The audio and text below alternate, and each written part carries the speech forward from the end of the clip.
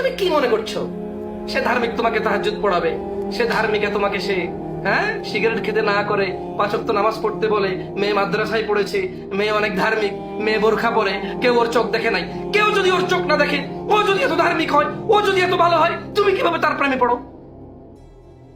তোমার সাথে সে কিভাবে কথা বলে?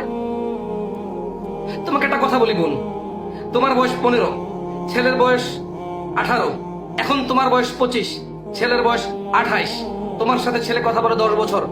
বলো তো ওই ছেলে তোমার সাথে 10 বছর কথা বলেছে, ওই ছেলের সাথে তুমি কোনো বিবাহের সম্পর্ক ছিলা? তোমার ভাই লাগতো সে, তোমার বাপ লাগতো সে, তোমার চাচা লাগতো সে, তোমার মামা লাগতো সে?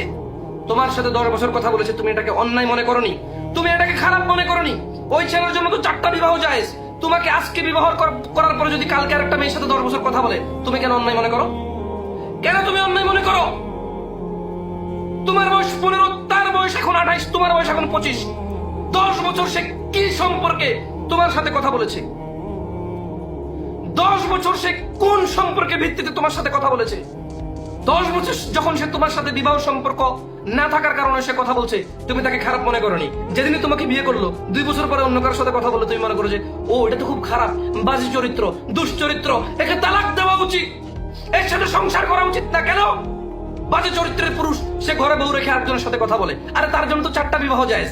যদি তার তৌফিক থাকে 2টা বিবাহ জায়েজ, 3টা বিবাহ জায়েজ, 4টা পর্যন্ত জায়েজ, যদি তার অর্থ সম্পদ সব দিকে তৌফিক থাকে। বিবাহ করা ছাড়া তোমার সাথে 10 বছর কথা বললে অন্যায় না, বিবাহ করার পরে কারোর সাথে কথা বললে অন্যায়। শোনো বোন, আমি বলছি না যে বিবাহ করার পরে কারোর সাথে কথা বলা নেই, আমি বলছি না যে বিবাহ করার আগে কথা বলা কোনো মেয়ের সাথে ন্যায় না অন্যায়, আর বিবাহের পরে অন্য মেয়ের সাথে আরেক বিবাহ করার জন্য কথা বলা নাই, এটা আমি বলছি না। তুমি ভুল বুঝে নিও না আমাকে, তুমি আমার কথাকে ভুল ভাবে নিও না।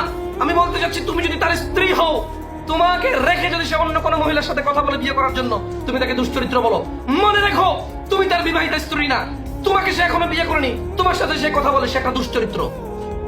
বোন আমার, তুমি এই ছেলের ফাঁদে পড়তেছো। বোন আমার, তুমি এর মতো নোংরা দুশ্চরিত্র, বাজ চরিত্র, যে পুরুষ নামে কলঙ্ক, যে পুরুষই না। পুরুষ হলে সে চিন্তা করে আমাকে বিয়ে করতে হবে, আমাকে কাজ করতে হবে, পড়ালেখা করতে হবে, কাজকর্ম শিখতে হবে, কোনো একটা কর্মস্থল করতে হবে, আমাকে বিবাহর যোগ্য হতে হবে, আমাকে স্বামী হওয়ার যোগ্য হতে হবে, আমাকে পুত্র হওয়ার যোগ্য হতে হবে। কোন পুরুষ যদি সুপুরুষ সেরকম চিন্তা করে,